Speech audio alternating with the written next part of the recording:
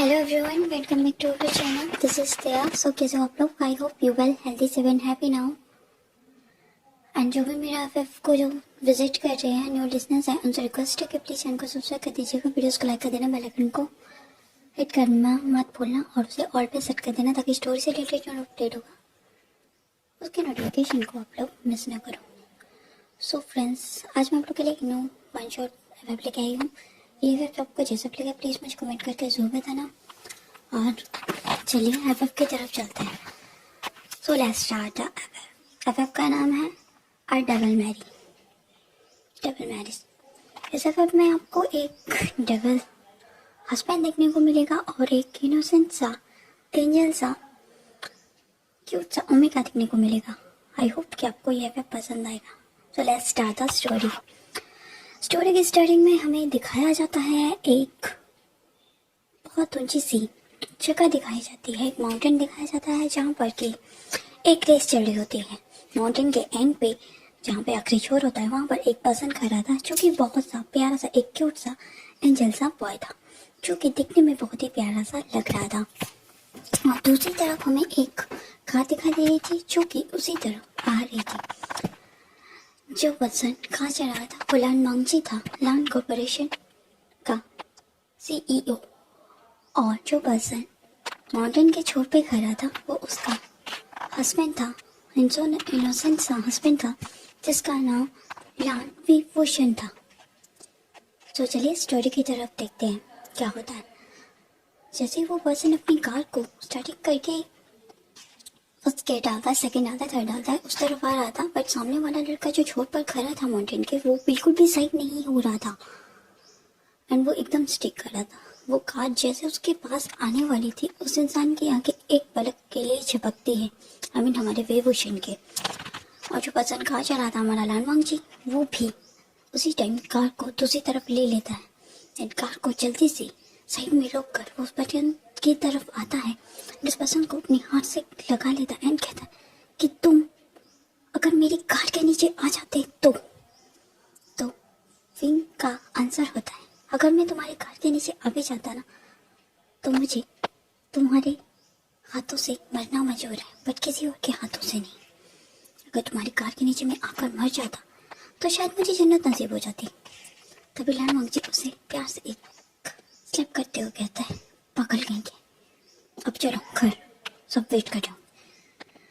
फिर वो विंग को लेके अपनी कार के साथ चला जाता है, अपने दोस्तों को गुड बाय बोल के वो वहाँ से निकल जाता है। जैसे वो घर पहुँचते हैं वो अपने हस्बैंड को अपने हाथ से उसके हाथ को पकड़ता है। उसके हाथ बहुत ज़्यादा प्यारे से कोमल से होते हैं। उनसे खींच कर जब वो घर लाते हैं तो हमें घर का सीन दिखाया जाता है। लान मेंशन में मिस्टर लान कोरेन जो थे वो अपनी वाइफ मिसेस मैडम लान के साथ कुछ गॉसिप्स कर रहे थे और साथ में उनका लिटिल सन जिसका नाम लान शीचेन था वो भी बैठा हुआ था एंड वो सभी लोग कुछ गॉसिप कर रहे थे। लान वांगजी अपने लिटिल ब्रदर को देखकर बहुत हैप्पी होता है एंड लान शीचेन भी अपने बिग ब्रदर को देखकर उसकी तरफ दौड़कर उसे हक करके कहता है, काका सो फाइनली मैं आपसे मिलने के लिए वापस आई गया। फाइनली मेरा स्टडी कंप्लीट हो गया। अब मैं आपके साथ बिजनेस में जो है वो हाथ पर डाल सकता हूँ। तभी लान वांगजी का आंसर आता है, बिल्कुल माय लिटिल ब्रदर लान शीचेन। जब लान शीचेन अपने भाई के हस्बैंड को देखते हैं तो उनकी आंखें जो थी वो फटी रह जाती हैं, क्योंकि जो लान वांगजी का जो हस्बैंड था उसका न्यूली जो ओमेगा हस्बैंड था वो कोई और नहीं, लान शीचेन का कॉलेज लवर था जिससे कि वो बहुत ज़्यादा प्यार करते थे। लान वांगजी के हस्बैंड को देखकर लान शीचेन की आंखें फटी रह जाती, लेकिन फिर भी वो कुछ रिएक्ट नहीं करता। दूसरी तरफ लान वीवोशन का भी वही हाल था। वो लान वांगजी के ब्रदर को देखकर एकदम शॉक्ड हो गया था। तभी लान वांगजी कहता है, हे क्या हुआ शीचेन, तुम मेरे हस्बैंड को देखकर खुश नहीं हो? तभी लान शीचेन ने सुनते हैं, नहीं काका, आपका हस्बैंड बहुत ज़्यादा ब्यूटीफुल, एकदम एंजल के जैसे। तभी लान वांगजी जो था वो कहता है, हो गए लाखों में एक जो है मेरा हस्बैंड। तभी वो जोर ट्विस्ट होती है उसको अपनी तरफ खींचता है, कहता है सो तुम्हें मेरे हस्बैंड से मिलकर कैसा लगा Lan Shi Chen my little brother. Lan Shi Chen की आंखों में गुस्सा साफ दिखाई दे रहा था और लान वांगजी की आंखों में भी, बट दोनों में से कोई भी इस बात को एक्सेप्ट नहीं कर पा रहा था।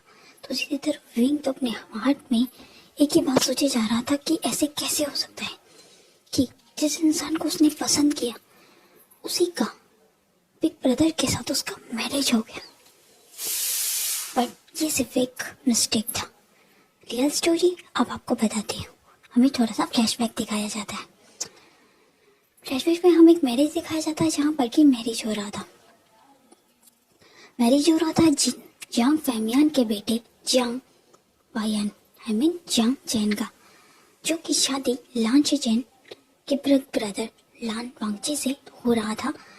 जियांग चैन का शादी, क्योंकि जियांग चैन मिसेस जियांग और जियांग फैमियान का इकलौता बेटा था और जियांग विभूषण उनके क्लासमेट का एक बेटा था। उनके क्लासमेट की डेथ कांगसे सेरन और वे चांगसे का डेथ बहुत पहले हो चुका था। उनका बेटा जो कि अभी 6 ईयर का था वो छो चुका था। उन्होंने उसे परवरिश की थी, उसे पढ़ाया लिखाया था, बट वो लोग उसे अच्छी तरह से एक्सेप्ट नहीं कर पाए थे। मिस्टर जियांग फैमियान ने तो उसे अपने बेटे की तरह एक्सेप्ट कर लिया था, बट मिसेस जियांग ने हमेशा उसे एक सर्वेंट की तरह ही देखा, क्योंकि वो मिसेस कांगसे सेरन से चलती थी, क्योंकि विभूषण की मदर कांगसे सेरन को जियांग फैमियान पसंद करिया करते थे, बट वो भी चांगसे से प्यार करती थी, इसलिए उन्होंने शादी कर ली थी और जियांग फैमियान को मैडम यू से मैरिज करना पड़ा था। इसी जेलसी की वजह से जब मिसेस जियांग को लान वांगजी के बिहेवियर का पता चला कि वो कितना डेविल क्रूअल किस्म का इंसान है, तो उन्होंने अपने बेटे जियांग वांगयान जियांग चैन की शादी की जगह बेचारे विंग की शादी लान वांगजी से करवा दी। लान वांगजी ने अपनी ब्राइड को देखा नहीं था, उसने अपनी ओमेगा को देखा नहीं था, बट मैडम जियांग को पूरी सच्चाई पता थी। उन्हें पता था कि जो लान वांगजी है उसका डेडली बिहेवियर कैसा है और वो कितना क्रूअल है। किसी तरह विंग की शादी उससे हो चुकी थी और लान वांगजी विंग को हर दिन, जब से उसका मैरिज उसे होता उस दिन से उसे टॉर्चर कर रहा था, उसे बेड पर अब्यूज करता था। उसकी भले ही बाहर जितनी भी फैमिली पार्टीज में वो उसके साथ जाता था तो उसके साथ बहुत काइंड बिहेव करता था, बट जब वो घर पे होता था दोनों एक दूसरे के रूम में होते थे एक साथ, तो लान वांगजी विंग के साथ बहुत मिसबिहेव करता था, उसे बहुत टॉर्चर करता था। बट विंग ने कभी भी ये नहीं बताया कि उसकी शादी एक धोखा थी।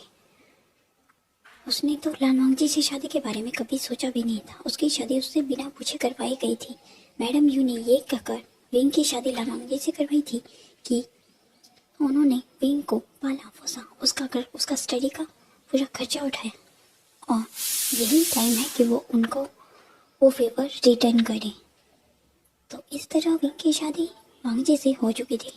पर सबसे बड़ा धक्का तो लान शीचेन को लगा था जब उन्होंने विंग को अपने खुद के ब्रदर लान वांगजी की आर्म्स में देखा था, उसके हस्बैंड के तौर पर। विंग के फेस पर, उसके नेक पर फाइटिंग के निशान साफ दिखाई दे रहे थे। विंग बहुत ज़्यादा ऑकवर्ड फील कर रहा था। फिर किसी तरह लान शीचेन बात को टालकर वो सभी लोग एक दूसरे के साथ कन्वर्सेशन कर रहे होते। विंग बातों को टोटली अवॉइड ही करना पसंद कर रहा था। उसे भी दुख हो रहा था क्योंकि वो भी लान शीचेन को पसंद करता था, पर शादी के बाद से उसने अपने हस्बैंड को ही सब कुछ समझा था।